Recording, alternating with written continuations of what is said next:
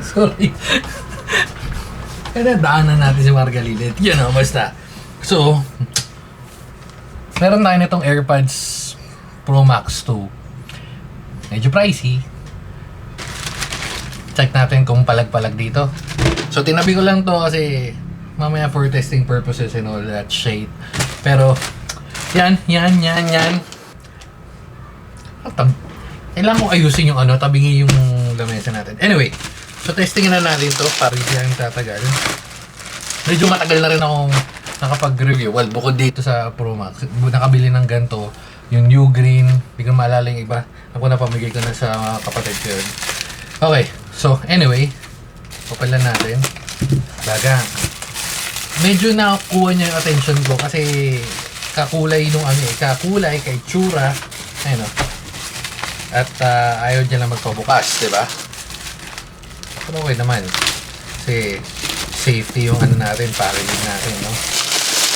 Okay, safety pero medyo durog. Okay, Hoco. Hoco, may mga ilan items na rin tayong na testing nito. All goods naman. Pero yun, napapansin nyo yan. Actually, pati dito. Ito. Kung bubuksan natin to, Ayun. No? Ayun, no? Kaya nga yung sinasabi ko, may hawig. Paano naman yung quality? Pero kasi, nasa lang to nasa 1 something ata. Wait. Confirm ko lang para at least yung price point natin medyo i-match lang natin yung expectation, di ba? Oo, nasa na? Well, originally 1.8 siya pero nakuha na ng 1.574, roughly 1.6 or 1.5, round off nyo na lang. Okay, so punta na tayo dito, ANC noise cancellation. Ito yung itsura, hawig na hawig sa Pro Max. Pero let's see, musta yung quality. Oops. Una, may nakita akong gantong shop. Di ko matandaan ko sa China yata or what, na Hoco. Pero wala silang gantong headset doon. So, tingnan natin. Okay. Medyo durog yung box pero again, okay lang yan. May nalagay dito 45 hours which I highly doubt kasi yung Pro Max 25 hours pag tuloy-tuloy pero hindi ko siya nagamit ng tuloy-tuloy, more or less sa flight, siguro more or less mga 8 hours. Nasa 70, 80 plus pa yung battery. So, palag-palag naman. Ito ba?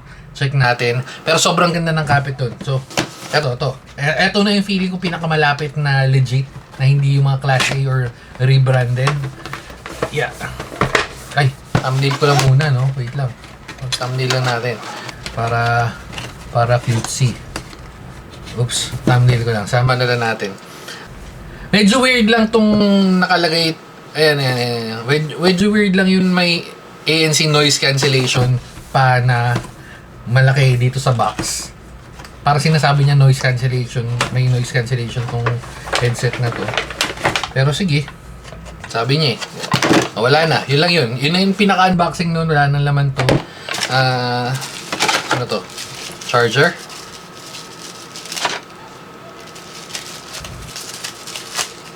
Yes, charger. Expecting natin Type-C. Pero dalawa, okay. So, meron siyang audio cable. And yes, meron siyang Type-A to Type-C. Meron na rin siyang audio cable na kasama just in case na gusto mo mag-wired. Pero, syempre, dahil bumili ka ng ganito, expected natin. Ano, di ba? Ooh!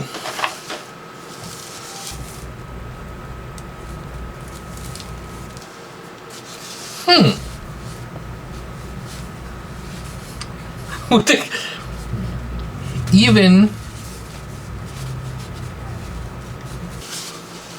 takti mo pagkakamalan mo. Tagalin natin. Pro Max.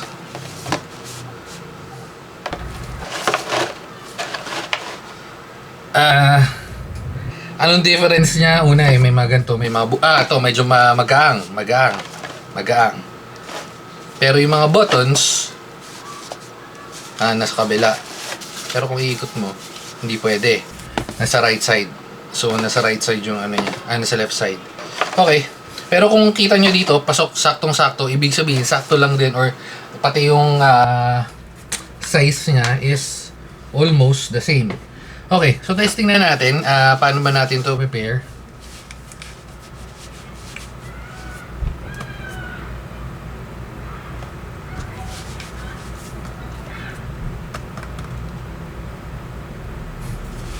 Sakto yung fit.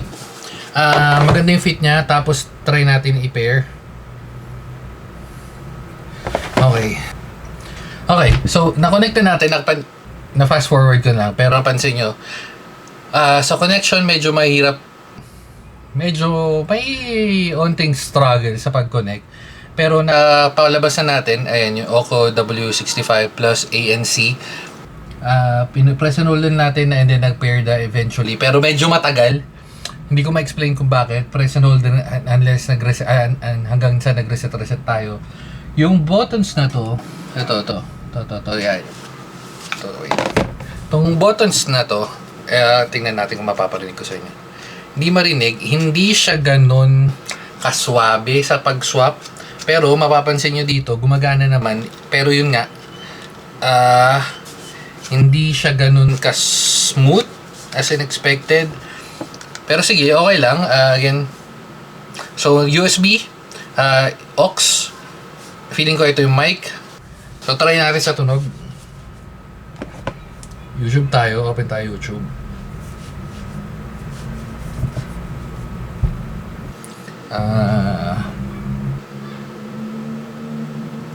NCS, syempre.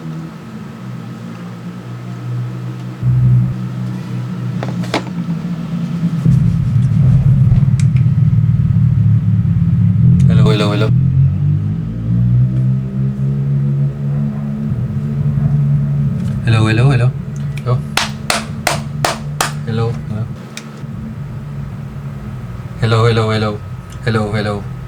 Hello.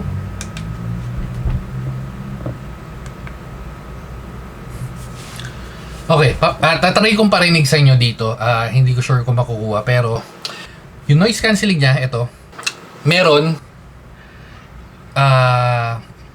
hindi ganun ka noise cancelling na hinahanap nyo.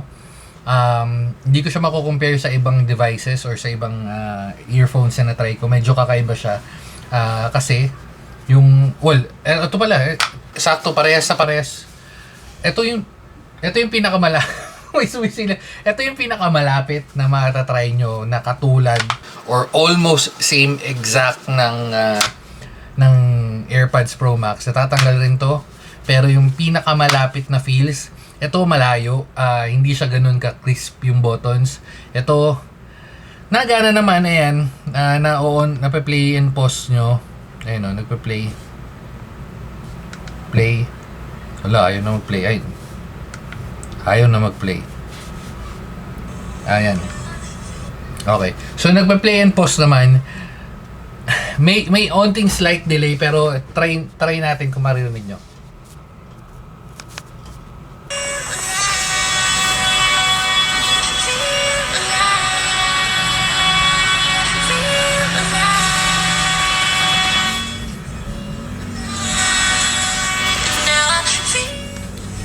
Okay, verdict. For the price of 1,516, hindi ko masabi kung mas okay siya or sulit siya kasi wala akong pagko-comparean at this point. If i-compare ko dito, sobrang layo. Pero sige, dahil paparinig ko na lang din sa inyo. Sobrang medyo madaya, sobrang layo. Pati yung noise cancelling shit and all. And connected. Yan. Yung noise cancelling nito, halimbawa yan. Pag nagsasalita ako, noise cancelling, at pag eto naririnig ko kung ano sinasabi ko. Pero pag pinindot ko tong button na to, yan. Okay. So, yung parang nag-close siya.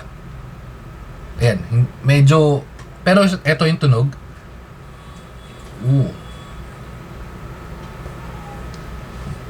Tsaka sobrang swabe ng ito.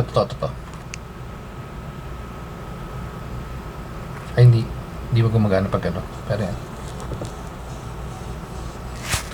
Again, just for comparison lang. Pero hindi balance tong comparison na to. Pero kung gusto niyo lang yung pinakamalapit na feels or na parang AirPods Max. Ito na yung pinakamalapit kasi ayun nga, nabanggit ko, natatanggal rin to. Yan, natatanggal. Ganun din yung ano niya.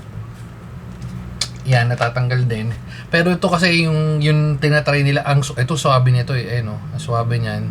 Pati yung buttons na to. Again, hindi siya comparable para sa, hindi siya malapit, hindi siya pwedeng i-compare dahil sobrang layo. But for the price of 1.5, hindi ko masabi kasi may mga earpods na nagre-range from 500 to 600. Meron ng noise cancelling. Even yung wired, may na-try na ako. Actually, yung Logitech, medyo mas mahal nga lang yun. 160 yata. Pero sobrang tagal na nun. Pero kung gusto mo ng gantong feels, AirPods feels, actually kung nasa labas ka, tapos mong ganito, kung yung kasabay mo hindi naman familiar, mapapagkamalan siyang AirPods Max. Yun lang. Kung gusto mo lang aesthetic-wise, panalo siya.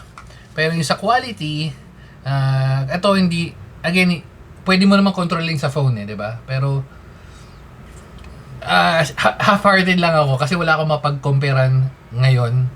If i-compare ko dun sa dati kong nabili a year ago or so, medyo kakaiba na to kasi nga mas maganda yung quality niya.